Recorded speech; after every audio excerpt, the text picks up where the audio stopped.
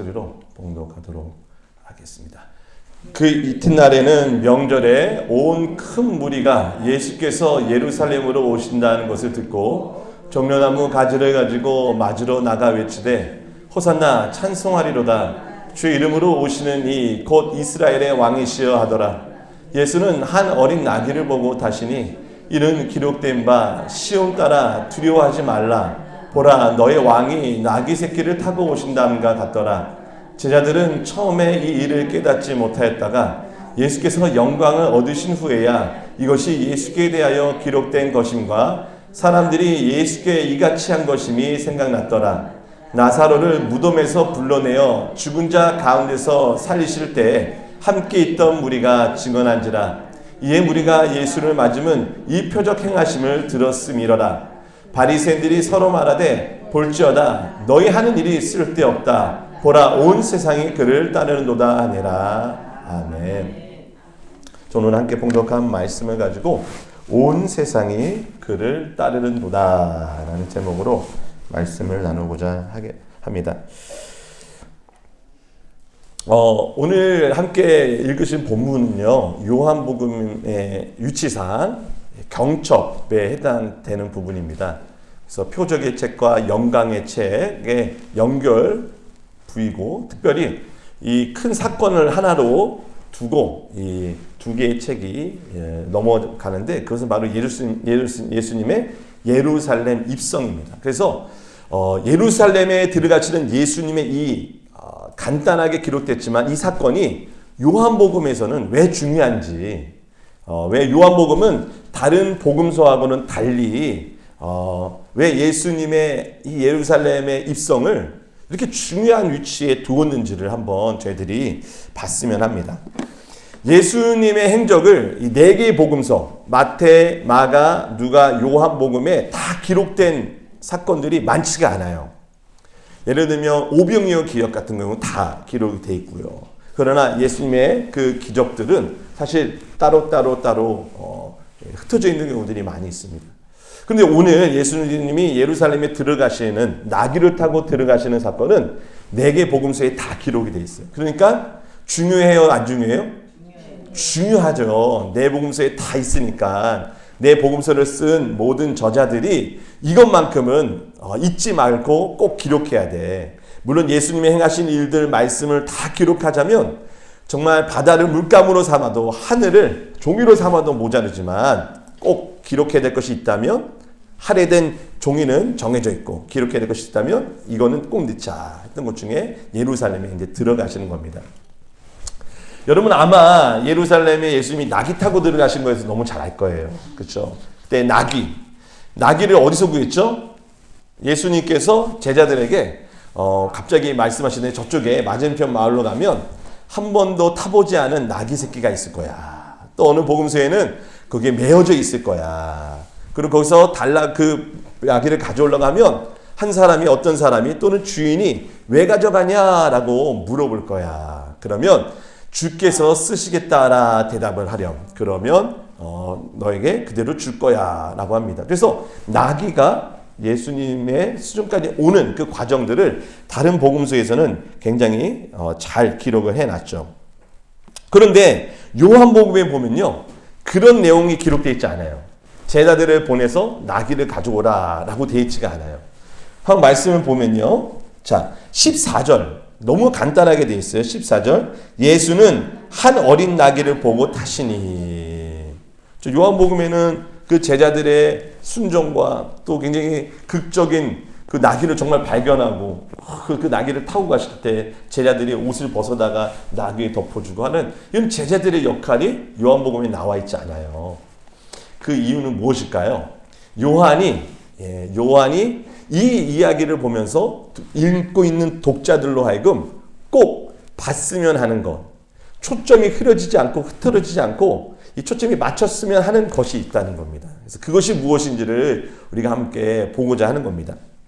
여러분 책 읽는 거 다 좋아하시죠?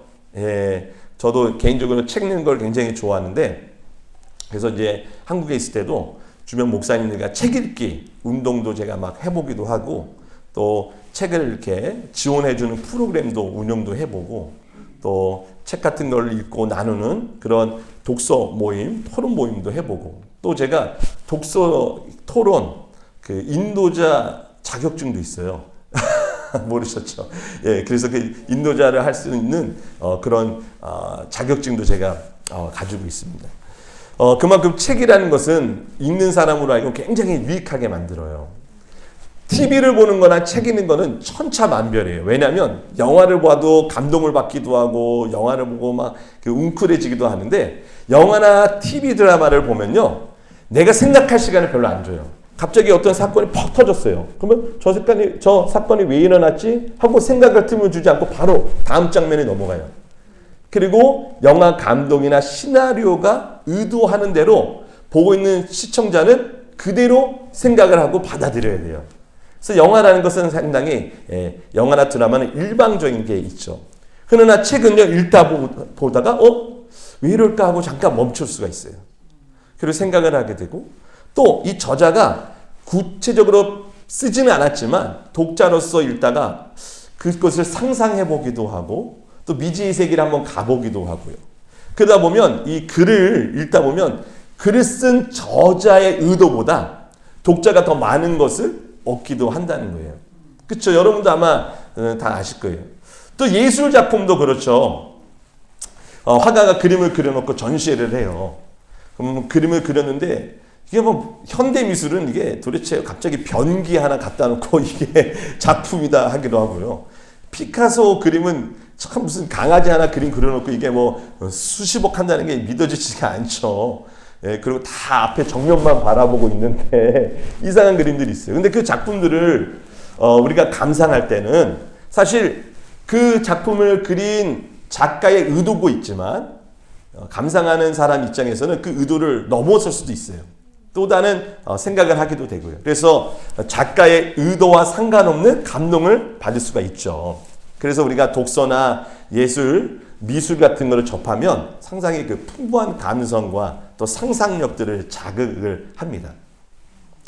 그렇게 함으로써 우리가 유익을 얻고 즐거움을 얻고 또 기쁨을 얻죠. 그런데 성경은 다른 책과는 좀 구별이 돼야 돼요. 성경도 독자 중심, 나 중심의 읽기로 읽다 보면 너무나 많은 상상의 나래를 펼쳐요. 때로는 물론 성경도 상상력이 동원되어야 될 때가 있어요. 예수님이 걸으셨을 때 어떠셨을까? 그때 날씨는 어땠을까? 예수님이 나뭇가지, 흔들리는 나뭇가지를 보면서 제자들에게 얘들아, 성령이 어디서부터 오시고 어디부터 가는지 아니? 라고 물으셨을 때 그 장면을 떠올릴 수 있잖아요. 나뭇가지가 살랑살랑거리고 예수님이 그걸 보시면서 얘기하시고, 또 바닷가에서 얘들아 고기를 잡았느냐 했었을 때 예수님이 크게, 얼마나 크게 소리 질러셨겠어요. 바닷가에서 막 고기 잡고 있는 제자들. 그때 예수님의 음성을 우리가 한번 상상해 보면 그 갈릴리 호숫가에서 나를 부르시는 기태야 고기는 잡았니? 생각해보면 괜히 막 기분이 좋고 그러잖아요. 그렇죠? 우리 이런 상상을 통해서 성경을 좀 더 풍성하게 읽을 수는 있어요. 그런데 성경을 쓴 저자의 의도와 그 성경을 읽는 독자의 열린 사고, 자유한 택할 수 있는 자유한 사고, 둘 중에 하나를 선택을 해야 된다면 우리는 독자의 의도를 선택해야 돼요. 일반 영화나 책들은 사실 보는 사람 입장대로 생각해도 문제될 게 전혀 없어요. 내가 느끼는 대로, 내가 생각한 대로 난 그렇게 평가해도 돼. 저는 문제가 없어요. 그렇죠? 그래서 독서 토론을 이렇게 하다 보면요, 책 한 권이지만 그 읽는 사람마다 느낀 게 다 틀려요. 10명이면 10명이 다 다른 걸 느꼈고 다른 감동을 느끼고 그 느낀 감동을 서로 얘기하면서 와, 이 책이라는 것이 참 신비롭다. 책을 더 읽고 싶다는 마음이 들어요. 그런데 성경을 이런 식으로 읽는 경우들이 많이 있죠. 예를 들면 큐티라고 들어보셨죠? 큐티. 이 quiet time 해서 묵상의 시간이라고 하는데요. 이 본문을 정해놓고 그 본문을 성경 있는 성도로 하여금 읽게 만들어요. 근데 그 본문이 그날의 본문들이 대부분 정해져 있어요. 그래서 뭐 생명의 삶, 매일 성경 이런 일간지식으로 월간지죠. 월간지에서 매일매일 볼 수 있는 본문들이 정해놔요. 그리고 그 본문을 읽고 나서 나의 느낀 점을 적어요. 그리고 나는 이걸 통해서 무엇을 생각했는가. 이건 어디까지나 독자 중심의 읽기로 끝나는 경우들이 많아요. 또 이런 묵상을 하는 그룹들이 있어요. 그래서 같이 둘러 앉아가지고 자, 오늘은 본문이 요한복음 12장 12절에서 19절입니다. 자, 각자 읽어보고 느낀 점을 이야기해 봅시다 하면서 각자 느낀 점을 막 얘기를 해요. 그러다 보면 막 눈물을 흘리기도 하고 막 쏟기도 해요. 왜? 자기의 사연과 자기의 이야기를 하는 것 같고, 여기에 내 갑자기 옛날 과거가 떠오르기도 하고, 지금 나의 문제점을 막 패부를 찌르는 것 같아요 하면서 이 성경에 대한 은혜를 막 나눈단 말이에요. 그리고 자, 우리 말씀은 참 놀랍죠? 끝하고 가버리는 경우들이 있어요. 그러면 어떤 문제가 생기냐? 성경 말씀은 하나인데 해석은 다 제각기 틀려요. 그리고 성경에 대한 바른 이해가 아니라 나의 측면, 내 입장에서 성경을 읽다 보면 왜곡할 수 있는 경우들이 많아요. 예를 들면 이 본문에서 내가 느낀 점은 이러한데 다른 본문에 보니까 다른 본문에서는 또 다른 초점이 맞춰 있고 또 다른 설명, 또 다른 해석이 가능하네 하면서 성경을 도무지 하나의 스토리로, 하나의 중심으로 볼 수가 없게 돼요. 그래서 성경은 이 본문은 이 느낌을 받고 저 본문은 저 느낌을 받아서 나중에는 필요에 따라 성경을 찾아 읽는 경우들이 있어요. 아, 그때 내가 위로했던 말씀, 그래, 그 말씀 오늘 생각나네 하고 그 말씀을 내 입장에서 모아서 명언 모음집처럼 성경을 해석하는 경우들이 있다는 거예요. 이것은 어디까지나 독자 중심의 읽기, 일반 문학과 다를 바 없는 내 느낌이 중요하고 내 깨달음이 중요한 내 입장에서 성경을 본다는 것이죠. 그러나 성경은 어디까지나 성경을 쓴 저자의 입장에서 읽어야지 바르게 해석하고 내 신앙이 성경의 기준에 맞춰서 바르게 교정이 될 수 있다는 것입니다. 아멘이십니까? 자, 그렇다면 우리가 과연 성경을 제대로 이해할 수 있을까요? 2000년 전에 있었던 문화와 그때 당시의 언어와 그때 당시의 사람들의 사고 이런 것들을 모르는 채 성경을 읽는 건 사실 좀 어렵지 않습니까? 그렇죠? 그래서 목사님이 열심히 성경을 연구해서 그때 당시의 견원 풍습을 이루었고 그때 당시에 유대인들의 명절은 이러했고 그래서 이 본문은 이렇게 이해해야 됩니다 라고 얘기할 때 그래 성경이 이런 뜻이구나 하고 좀 명쾌하게 닿기도 하죠. 그러면 그런 배경을 모르는 사람은 성경을 읽지 말라 이 말입니까? 그것도 아닙니다.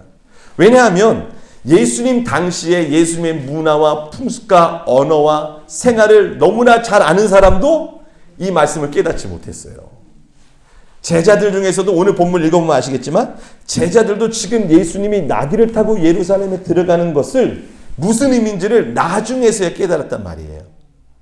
그러면 성경을 우리가 그럼 도대체 어떻게 읽어야 되냐? 말씀은 어떻게 들어야 되냐? 성경은 성경의 저자의 의도대로 읽어야 되지만 그 저자이신 성령의 도움 없이는 이해할 수 없다라는 거예요. 그때 당시의 문화와 풍습과 당시의 생활 이런 것들을 모른다 할지라도 성경의 저자이신 성령께서 전하는 자나 듣는 자에게 깨닫게 하신다면 우리는 성경을 올바로 이해할 수 있다라는 것입니다. 아멘이십니까? 따라서 우리는 성경을 읽을 때 반드시 성령님께 도움을 구해야 됩니다. 자만해서는 안 됩니다. 성경을 내가 맷독을 하고 성경 공부를 하고 대학을 다니고 신학교를 나왔다 하더라도 성령께서 깨닫게 하지 아니하시면 그 성령에 대한 이해가 왜곡되고 편협할 수 있다는 겁니다. 그래서 제가 그 기도할 때마다 반복해서 하는 기도가 뭐죠? 성령께서 깨닫게 하시고 가르치게 하시고 전하게 하셔야지만 우리는 전하는 자 듣는 자나 다 말씀을 바로 이해할 수 있다는 것입니다.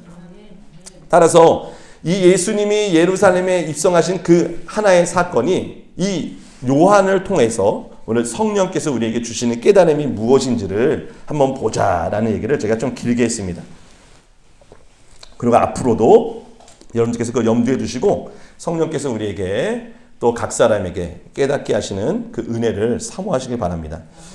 자, 예수님께서 이제 예루살렘에 들어가시는데 들어가시기에 앞서서 그때 분위기를 우리가 좀 알아야 됩니다. 6월절 명절이 다가오면 전 지역에 흩어져 있던 남자 유대인들은 그 명절을 지키기 위해서 예루살렘 성으로 모여야 됩니다. 세계에 큰 명절이 있지만 그 중에 가장 으뜸이 유월절이에요. 여러분 유월절은 어떤 걸 기념하는 거죠? 애굽에서 나오면서 어린이야 어린 양의 피 어린이에요 어린 양이에요 어린 양의 피로 야 정말 훌륭하십니다. 예. 자 어린 양의 피를 문설주 좌우편과 임방에 바르게 하시고 그 집은 하나님이 넘어갔다. 파사흐 이게 영어로는 패스 넘어갔다 오버 패스 오버 이것을 유월절이라고 하죠. 그래서 하나님께서는 하나님의 백성을 이방인들 중에서 구분하셔서 그 애굽의 밑바닥에서부터 끄집어내시고 구원하신 거예요. 근데 하나님께서는 이 유월절을 기념해서 지키라라고 명령하셨는데 이것은 유월절 사건이 있기도 전에 먼저 제정하셨어요. 놀랍죠? 아직 하나님의 10번째 재앙, 장자의 죽음이 임하기 전에 먼저 유월절을 지켜라 라고 하셨어요. 그만큼 이 유월절 명절은 하나님이 친히 제정하시고 친히 하나님의 의지와 하나님의 계획을 확신 가운데 백성에게 지키라고 하신 거예요. 자, 근데 그 유월절이 계속해서 지켜지고 있는데 그 어린 양이 잡히는데 한 번으로 끝난 것이 아니라 매번 그 양이 잡혀 죽어야만 해요. 제가 돌아오는 주일에 이 부분에서 한 번 더 언급을 할 건데요. 여러분들이 맛배기로 오늘 좀 더 들어보세요. 또 반복해서 또 들으는 것도 중요하니까요. 하나님의 심판이 애굽 온 땅에 임했죠. 그때 애굽 사람들에게만 임한 것이 아니라 이스라엘 사람들에게도 장자의 죽음이라는 심판이 똑같이 임했어요. 이스라엘 민족이라고 해서 제외된 게 아니에요. 그렇죠? 단 이스라엘 백성들에게는 하나님이 어린 양을 대신 죽여라 라고 하신 거죠. 즉 어린 양은 하나님의 백성이 죽어야 되는데 대신해서 어린 양이 죽었다는 거예요. 그러니까 이스라엘 백성도 똑같이 심판 안에 있다는 거죠. 그러나 그 심판을 하나님이 어린 양으로 대신해서 삼아 주신 거예요. 하나님의 뜻과 의지입니다. 아멘이십니까? 자, 그런데 그 어린 양이 매년 잡혀 죽고 계속해서 죽어야 된 이유는 인간의 그 죄가 완전히 해결되지 않았다는 거죠. 그런데 그 반복되는 유월절 속에 어느 날 침례 요한이라는 자가 어떤 한 청년을 바라보면서 가리키면서 얘기합니다. 보라, 하나님의 어린 양이로다. 자, 하나님의 어린 양이로다 하면서 손가락을 가리키면서 보죠. 그가 누구를 가리켰어요? 예수님을 가리켰어요. 근데 많은 사람들이 침례 요한이 가리키고 있는 그 손가락을 보고 손가락이 가리키는 예수를 봐야 되는데 손가락을 보고 침례 요한을 보고 당신이 오실 메시아냐 계속 엉뚱한 질문을 하는 거죠. 가리켰던 바로 예수가 하나님의 어린 양이에요. 자, 그 어린 양이 지금 유월절을 맞이해서 예루살렘 성으로 가는 거예요. 그것도 억지로 끌려가는 것이 아니라 스스로 가는 겁니다. 흠 없는 어린 양이어야만 합니다. 흠 없는 어린 양.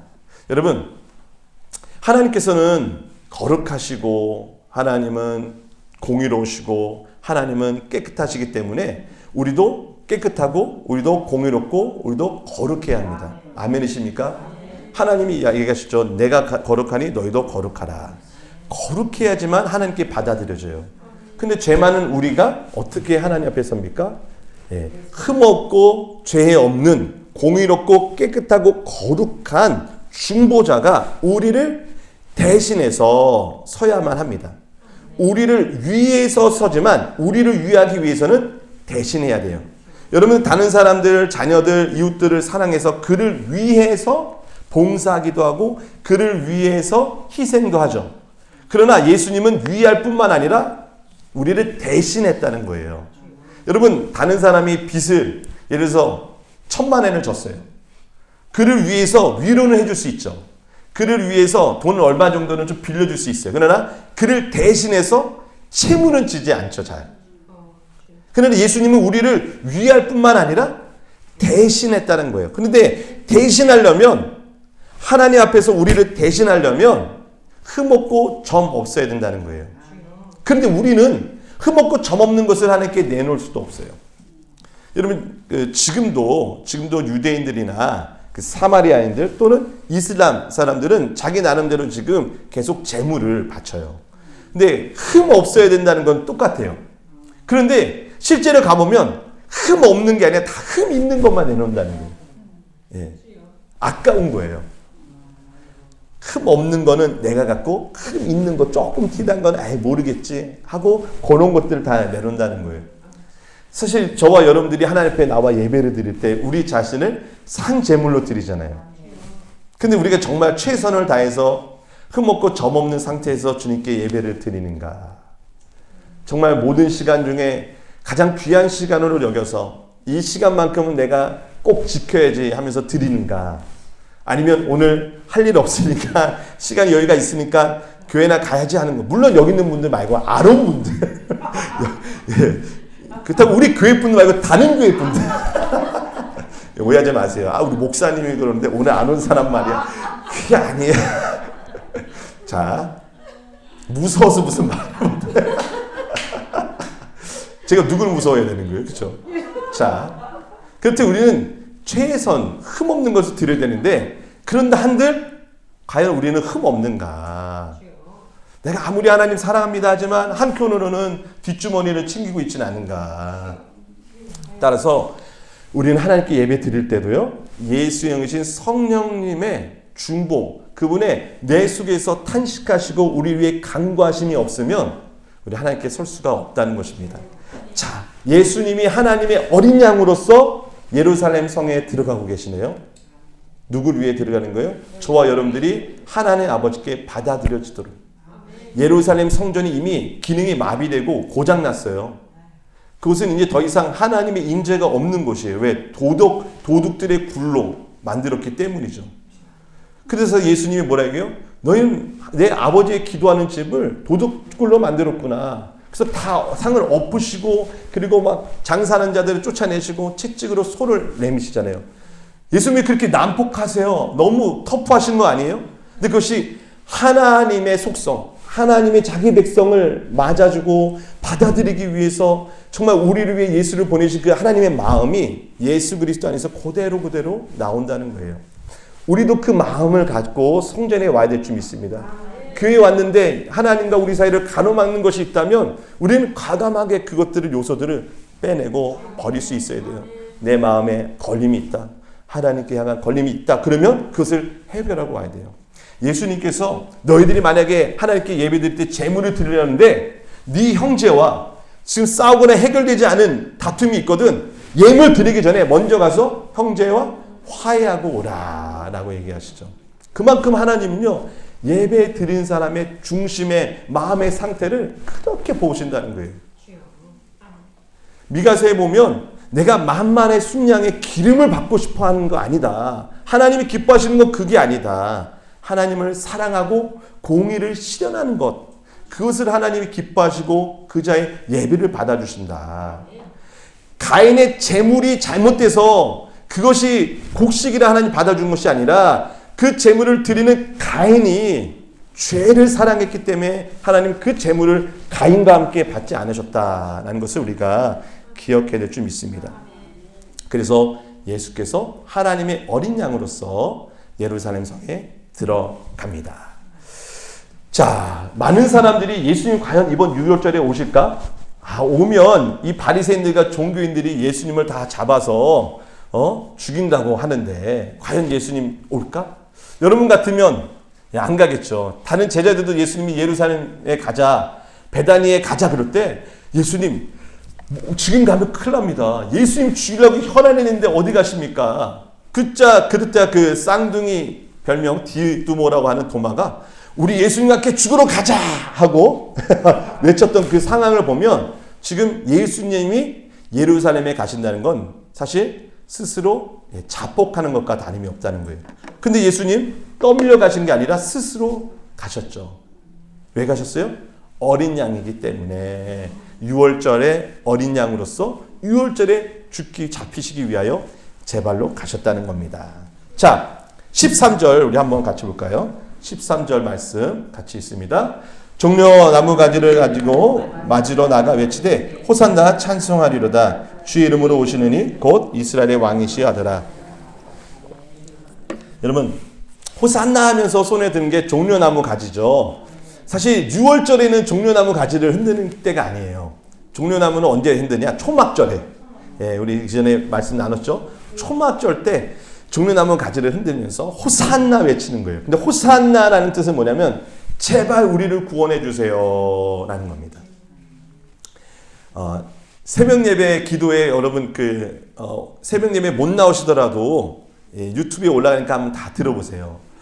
거기에 보면 불가촉 천민이라는 이야기를 제가 한번 언급한 게 있어요. 불가촉 천민이란 접촉해서는 안 된 천한 민족이라는 거예요. 그래서 인도에 달무트라는 그 불가촉 천민이 있는데 그들은 너무나 부정하게 여겨져서 지금도 1억 명이 넘는 인구가 살고 있는데 그들은 그 제도에서 가장 높은 계급에 있는 사람들과 접촉해서도 안 돼요. 접촉하게 되면 칼로 맞아 죽어요. 그들은 너무나 부정해서 사원에도 못 들어가요. 그리고 그들은 지나가는 길을 자기 스스로 치우면서 가야 돼요. 그들이 하는 일은 한정돼 있어요. 학교도 못 가죠. 공부도 못 하죠. 지금은 그래도 이제 좀 많이 좋아져서 그 차별 금지를 하는 법이 생겨서 이들도 학교를 보낸다고는 하지만 사실상은 사회적인 차별을 너무 많이 받아요. 이런 사회적인 차별로는 이 불가촉 천민들이 스스로 빠져나올 수 없어요. 한국의 조선에 예전에 백정이라고 했던 것이 있죠. 그리고 일본의 부라쿠민이라고 하는 불가촉 천민이 또 있었다고 하더라고요. 이것은 제도가 바뀌어도 사람들의 인식 속에서는 빠져나올 수가 없어요. 이집트에서 430년 동안 노예 생활을 했던 이스라엘 민족들은 이미 그 이집트에서는 저들은 더럽고 추악한 민족, 쓰레기 같은 민족, 저들이 하는 일은 더러운 일, 가축을 돌보는 일 하면서 그들을 무시했단 말이에요. 근데 그런 무시받는 민족이 어떻게 그곳에서 빠져나올 수 있느냐? 바로 하나님께서 저들을 구원하셨기 때문에 하나님만이 할 수 있다는 겁니다. 오늘날 죄와 사망의 노예가 된 인간은 그 누구도 스스로 죄와 사망의 권세에서 나올 수가 없어요. 내가 아무리 거룩하고 착하게 살아야지 마음을 먹으면 먹을수록 또 죄에 끌려가죠. 그래서 우리 지난 주일에 그랬죠. 내가 죽어야지만 죄 짓는 게 멈춘다. 내가 죽어야지만 죄의 공장이 가동을 멈춘다라는 고백이 우리에게 나와야 한다고 말씀드렸어요. 그 사망의 그 권세에서 누가 우리를 건져냅니까? 바로 예수 그리스도가 우리를 대신해서 건져가는 겁니다.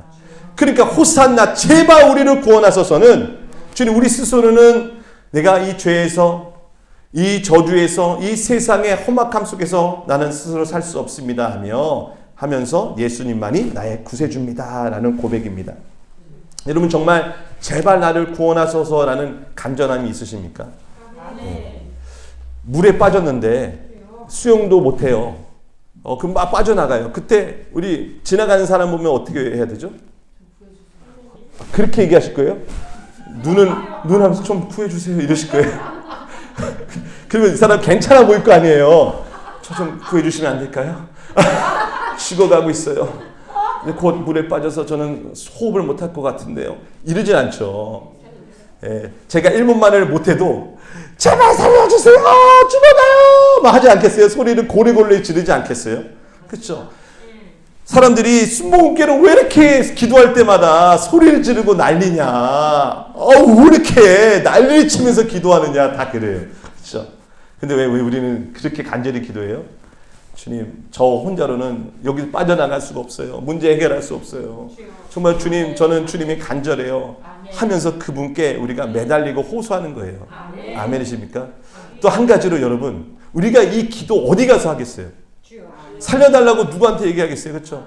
직장에 가서 여러분 직장 동료한테 얘기하실 거예요. 나 정말 너무 힘들어 살려줘 이래요? 아이고 그냥 겉으로는 위로하겠지만 우리를 대신할 수는 없잖아요. 위해줘서 조금 위로해줄 수 있지만 대신할 자는 세상에 없어요. 그러나 우리가 주의 성전에 나와 유일하게 우리를 대신하시는 예수 그리스도 주님 제발 저를 살려주세요. 제발 나를 구원해주세요 하는 그 외침이 우리 교회에서만 가능하다. 예배 때 가능하다라는 걸 생각하면 저는 우린 통성으로 기도하는 것이 사실은 너무나 당연한 것이 아닐 수 없습니다. 자, 종려나무를 흔드는 것에 대해서 제가 간단히 좀 말씀을 드리고 오늘 시간 안에 좀 마치도록 하겠습니다.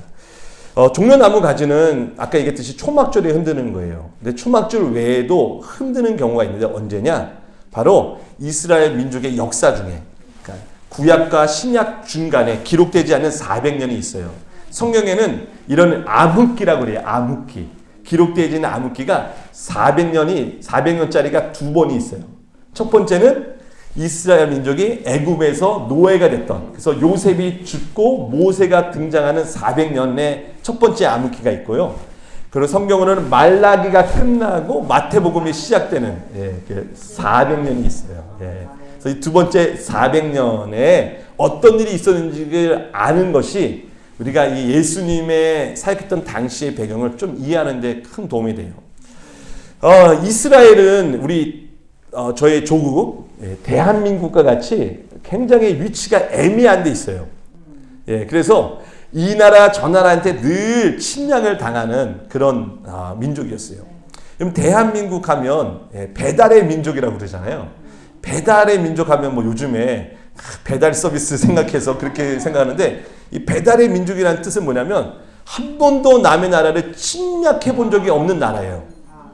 그놈의 침략은 엄청 당했는데 침략을 해본 적 없는 배달의 민족.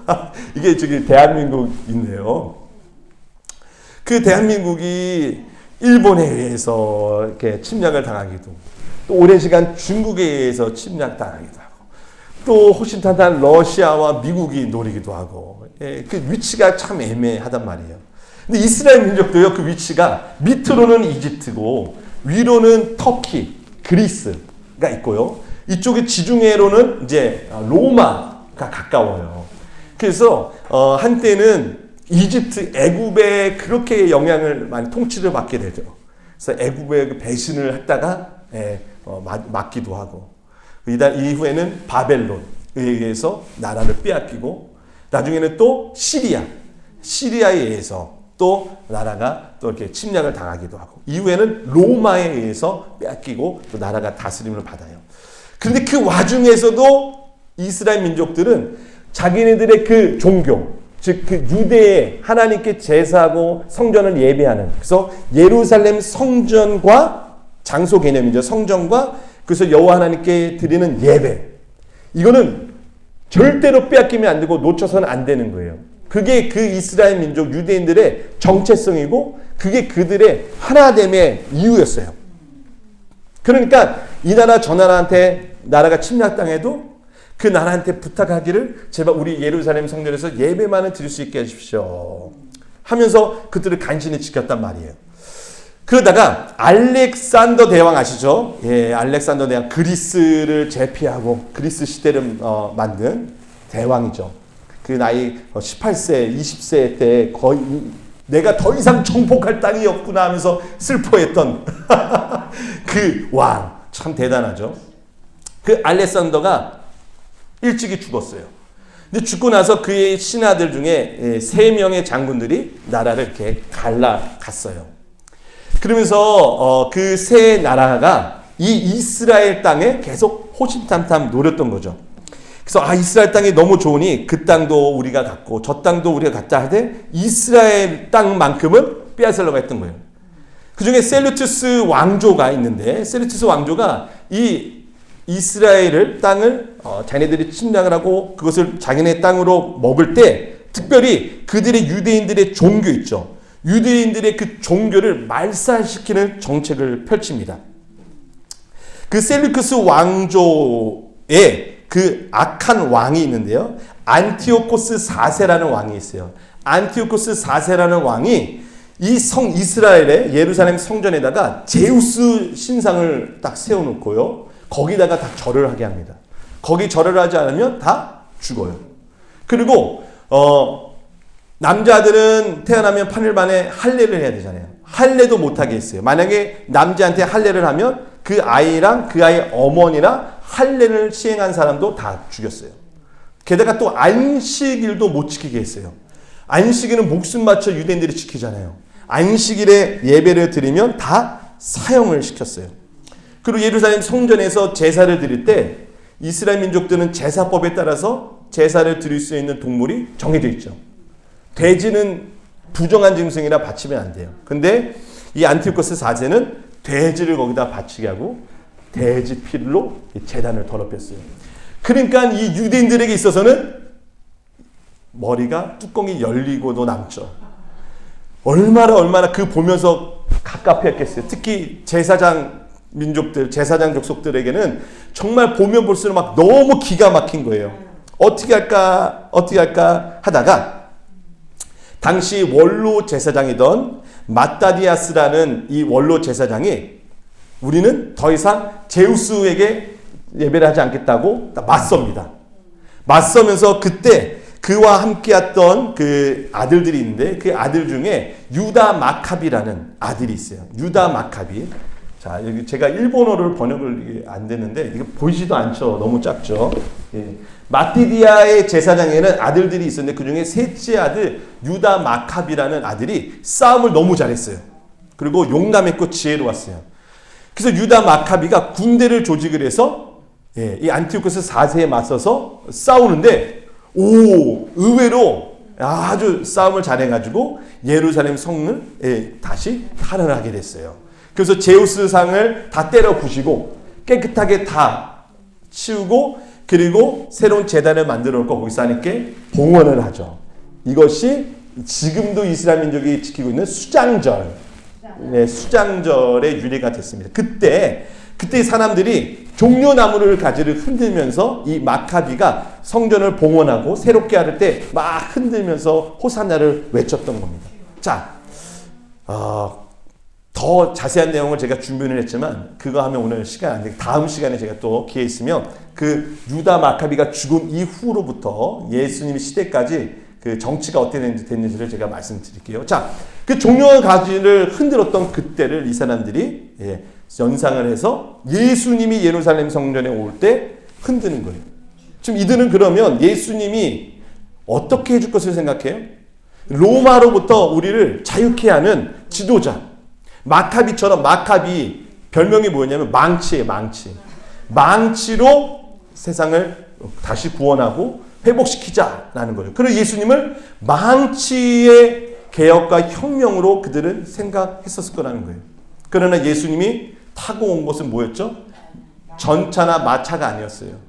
로마 황제는 마차를 끌고 오고 그 마차를 금으로 금박을 해서 번쩍거리게 했어요. 번쩍번쩍.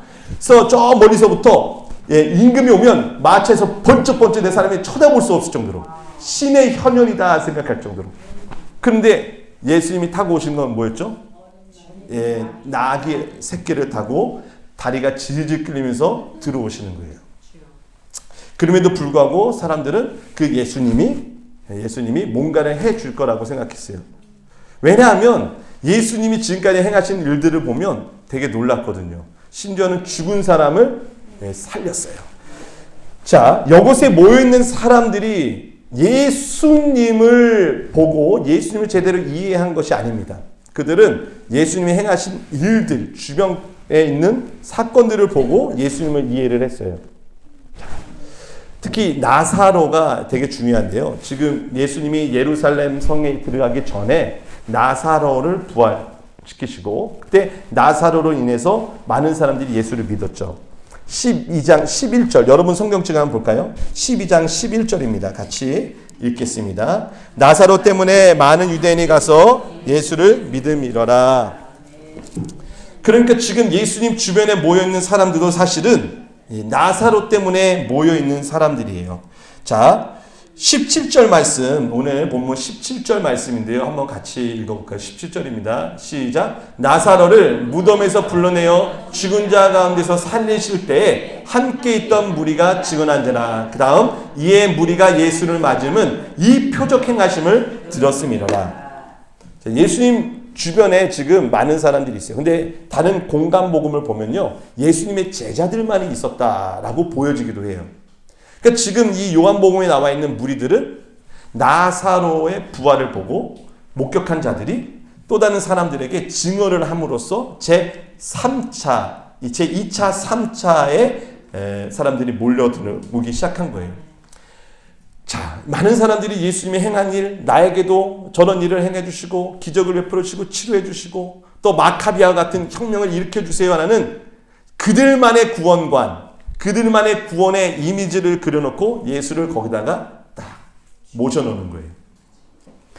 자, 여러분 12장에 보면요, 예수님을 위해서 잔치를 베풀죠. 12장 1절에 보면 예수님께서 잔치를 베풀 때 딱 한 사람만이 예수님의 가시는 그 방향과 그분의 행로를 제대로 이해했어요. 누구였죠? 마리아였어요. 잔치를 베푸는 가운데 마리아만이 예수님의 장례를 준비했단 말이에요.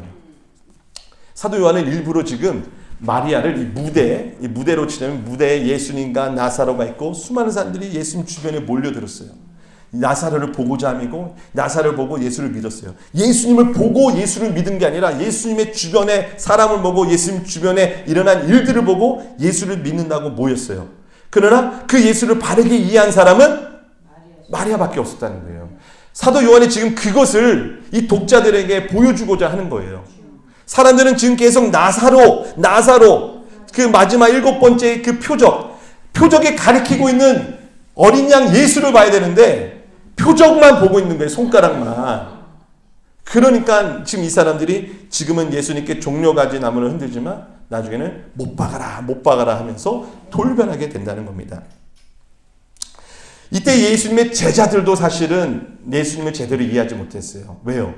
그들 중에는 가룟 유다가 마리아를 보면서 뭐라고 했잖아요. 자, 그거 팔았으면 300데나리 아니냐. 깨지 않고 나한테 줬으면, 예수님한테 줬으면 예수님 나한테 맡기고, 그러면 여기도 있죠. 돈깨를 맞고 거기서 계속 도둑질했던 가룟 유다는 도둑이다라고 얘기를 하잖아요. 그래서 가룟 유다와 다른 제자들도 아마 마찬가지였을 거예요. 자, 한번 말씀 볼까요? 자, 16절이에요. 16절. 제자들은 처음에 이를 깨닫지 못하였다가 예수께서 영광을 얻으신 후에야 이것이 예수께 대하여 기록된 것임과 사람들이 예수께 이같이 한 것임이 생각났더라. 예수님이 나귀를 타고 예루살렘 성전에 입성할 때 다른 사람들은 뭘 탔는지 중요하지 않아. 그냥 이분이 우리가 바라는 구원, 우리가 원하는 요행을 해결해 주시면 돼 하면서 종려나무 가지를 흔들었어요. 그러나 사실상 그들의 종려가지를 흔든가 예수님이 나귀를 탄 것은 사실 이미 구약에 예언된 메시아에 대한 이해라는 겁니다. 이게 사도 요한의 정리 방식이에요. 지난번에도 여러분 11장에 보면 대제사장이 한 사람이 죽어 모든 민족이 구원을 받는 게 옳다. 그들도 모르게 했던 말. 그러나 대제사장이 했던 말이 옳게 했고요. 그리고 도마도 우리가 예수와 함께 죽자 할 때 예수님이 예루살렘 성에 가신 것이 죽음을 상징하는 것을 또 도마 스스로도 모르게 얘기를 했고, 지금 여기 보면 사람들이 종려가지 나무를 흔들고 있지만 예수님이 지금 나귀를 타고 있지만 그것의 내용도 이 사람들 모르지만 이것은 사실 예언된 예수님의 그 메시아됨을 가리키고 있다는 겁니다. 그러니까 사랑하는 성도 여러분, 우리는 어떻게 되겠어요? 우리는 이미 예수님이 죽으시고 부활하심으로 영광을 얻으신 후에 예수를 믿은 사람들이죠. 제자들은 예수님이 영광을 얻으신 후에야 깨달았지 그 전에 몰랐어요. 근데 우리가 후에 예수를 믿은 사람으로서 정말 예수님을 바르게 이해하고 있는가? 나는 혹시 내가 원하는 메시아, 내가 원하는 구원자를 지금 찾고 그리고 흔들고 있는 것은 아닌가? 한번 우리가 곰곰이 오늘 본문을 통해 생각해야 될 줄 믿습니다. 영광을 얻으신 후에야 제자들이 깨달았다는 것은, 자, 첫 번째, 제자들도 깨닫지 못했기 때문에 주변에서 종려나무 가지를 흔드는 사람들도 당연히 깨닫지 않았을 거라 짐작할 수 있고요. 두 번째, 영광을 얻으신 후에 깨달았다는 것은 그들이 영광 얻으신 후에 성령을 받고 나서야 그 성령을 통해 예수님의 행하신 일과 말씀을 비로소 깨닫게 됐다는 거죠. 그럼 저희들은 후에 예수를 믿은 사람으로서 성령을 당연히 받아야 되겠죠. 성령 충만해야 되겠죠. 그래야 우리가 종려가지 나무를 흔들어도 제대로 알고 흔들죠. 찬양을 해도 제대로 찬양을 하고 기도를 해도 제대로 기도할 수 있다는 것입니다. 세 번째, 영광을 얻은 후에야 제자들이 깨달았다는 것은 지금 예수님이 어떠한 구원을 베푸시는가, 마카비 혁명처럼 망치로 하는 것이 아니라 평화와 겸손으로, 자기 자신이 어린 양으로서 자기 자신을 내놓으심으로 구원을 행하신다. 그래서 예수 그리스도가 죽어야지만 우리가 그분으로 인해서 구원받는다라는 것을 얘기합니다. 그러니까 즉 영광을 얻으신 후에야 깨닫다는 것은 그분이 죽음으로써 주님의 왕되심이, 그분의 통치하심이 온전히 이루어진다라는 겁니다.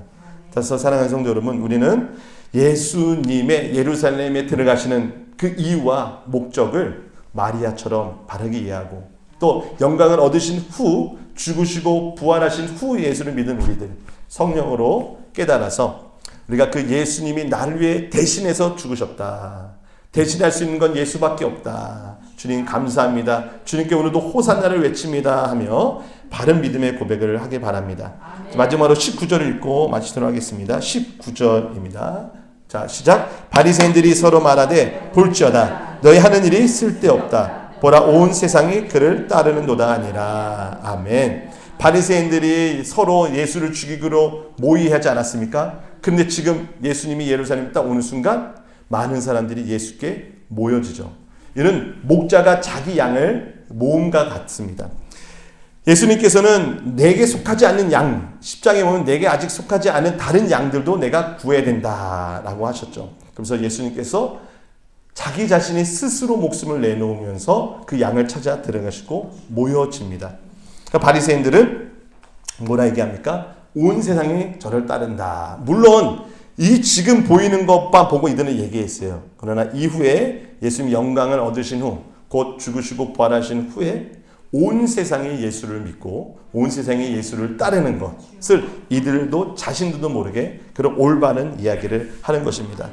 사랑하는 성도 여러분, 우리가 오늘 말씀 생각하면서 기도할 때 주님, 내가 예수님을 더 잘 알고 바르게 알고 그래서 주님의 그 영광 가운데 참여하게 하옵소서 하는 우리 모두가 되길 바랍니다. 기도하겠습니다. 좋으신 하나님 아버지, 우리를 대신할 수 있는 분은 예수님밖에 없습니다. 하나님 앞에 어린 양으로서 우리의 모든 죄와 허물을 대신하시고 담당하셔서 우리를 구원하실 분 예수님밖에 없습니다.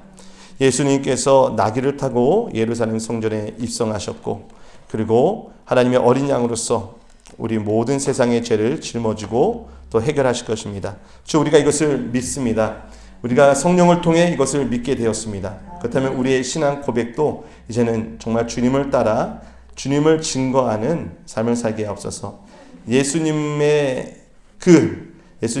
증거품으로서의 나사로, 예수님을 죽이려 하는 자들이 이제는 나사로도 죽이려 합니다. 즉 우리가 정말 예수님의 증거품이라면 우리도 나사로처럼 사람들에게 예수님과 똑같은 취급과 대우를 받게 됩니다. 주님, 우리가 예수님을 더욱 닮아감으로 예수님과 같이 이 땅에서 그 삶을 살게 하여 주옵소서. 비록 사람들이 이해하지 못하고 무시하나 우리는 예수님을 더욱 알아감으로써 그 예수님의 그 발자취를 쫓아감으로써 그 부활의 증거품으로, 부활의 증인으로 살아가게 하옵소서. 예수님의 이름으로 기도합니다. 아멘. 할렐루야. 이 시간 말씀을 생각하면서 같이 주여 세 번 부르고 기도하고, 특별히 우리 유리군이 이번 주 2차 항암 치료를 받고 있는데요. 오늘은 좀 강한 치료를 받는다고 합니다.